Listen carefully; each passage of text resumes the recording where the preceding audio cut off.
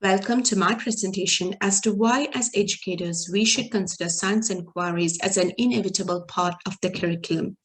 Through the coming slides, I will summarize what our current pedagogy is, my proposal towards incorporating science in our curriculum, the rationale behind it, how we can implement the same, and the literature on which my conviction is based. The diagram will remind us of the vision that the Council of Australian Governments put forth in 2009 and the significant national reforms that they introduced through the National Early Childhood Development Strategy. We are in 2021 now, and looking back, did we achieve this vision in 2020? The NQF was implemented in 2012, which provided a benchmark for the early learning centers. The EYLF was introduced in 2009, which encouraged us to strive for the 5 learning outcomes for all children. Victoria introduced its own version in 2016 in the form of VEYLDF. And all these initiatives, the reforms, regulations, and framework have shaped early learning, its policies and pedagogies to what it is today.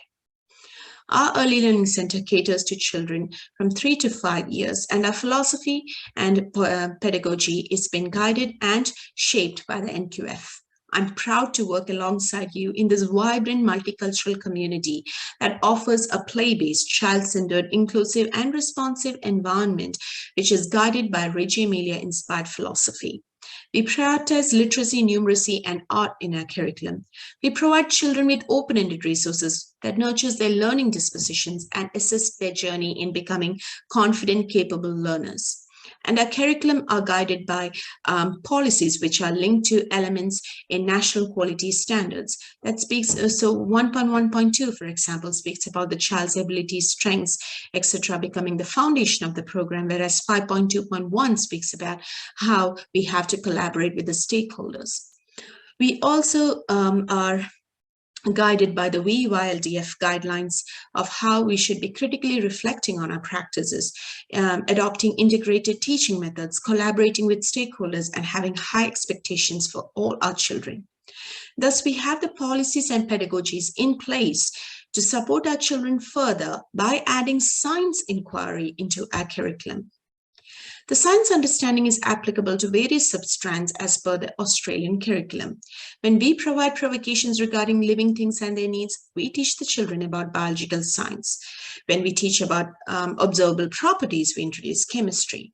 Earth and space science offers avenues to learn about changes in environment, and physical sciences can be explored by how size and shape influence the movement of the objects. So this promotes higher order thinking and analysis amongst children. I've included the concept of air, which comes under physical science, as an example. We can encourage children to engage in learning about air through hands-on experience, assist them in exploring and explaining the concept, elaborating on the ideas, and evaluating their understanding. While supporting children, we can move from simple level 1 questioning, where we match the perception to the concept and scaffold their knowledge, to level 4 abstract reasoning. This is as per Blank's level of questioning methodology. I have included a couple of questions both under planned and emergent curriculum. And in this example, under option A, the teacher is taking a thematic approach where we intentionally introduce concepts like air taking up space, causing resistance, etc. In option B, where the curriculum is emergent and unplanned, one can see that the child's innate curiosity and investigating skills are supported through guided scientific inquiries. In both pedagogies, the science inquiry skills can be actively encouraged and implemented. Integrated play and inquiry-based approach aligns very well with our philosophy. An example has been cited here where Campbell has described about inquiry-based learning. We can achieve this by nurturing and building on the inherent curiosity of the children when they ask questions, by facilitating their ideas, providing resources, applying intentional teaching methods, and extending their knowledge. O'Connor and Rossica has elaborated further on science inquiry skills by emphasizing on observing, predicting, checking their understanding, recording, and communicating. And as Andrea Nolan said, play facilitates and empowers children to achieve their learning outcome. Coming to the rationale, the EYLF states that Children are confident and involved learners who develops a range of skills, including problem solving, experimentation, hypothesizing, and investigating through play. And as science inquiry skills are included in the foundation year science curriculum, we have to include, it is very crucial that we include and equip our children with science inquiry skills. So this is as per Australian Curriculum Assessment and Reporting Authority. The early childhood STEM habits of mind also portrays young children as inquirers, observers, describers, encoders, etc. All of these roles which are used routinely by STEM professionals. Some of the benefits are that the science content that we introduce will pave the way for children to make meaning of the world around them and achieve learning outcomes according to VEY-LDF.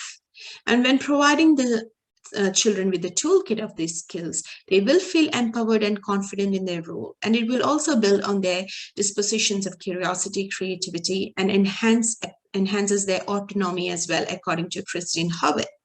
Some of the challenges that we may face are that when delivering the content, there might be that children might not be interested, or they may lack developing competency thereof of their science inquiry skills. And children could also explore alternate concepts, which might pose a challenge to the staff. If the educator adheres to transmissive pedagogical approach, Russell Tytler warns us that this might negatively affect their scientific attitude. Now, how do we overcome these challenges?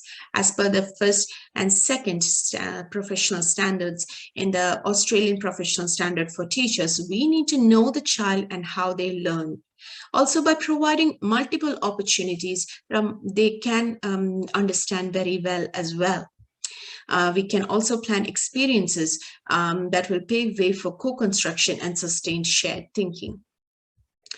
Finally, how do we implement it? The Little Scientist Workshop and Mad About Scientists, etc., they're excellent professional development opportunities for us. And there are also some information that can inform our planning. Please look under planning advice. I have also included strategies here, one of which is the 5E instructional model, which I have elaborated about earlier, and also how Lederman encourages us to have a combination of inquiry levels, which is appropriate to the abilities of the children that we work with. Finally, I would leave you with this concluding statement. Let us join hands to carve the bright, young scientific minds of our next generation to become lifelong learners by equipping their toolkit with the science inquiry skills, structure, and process. Thank you for listening. I have also included some references here for your perusal. Thank you.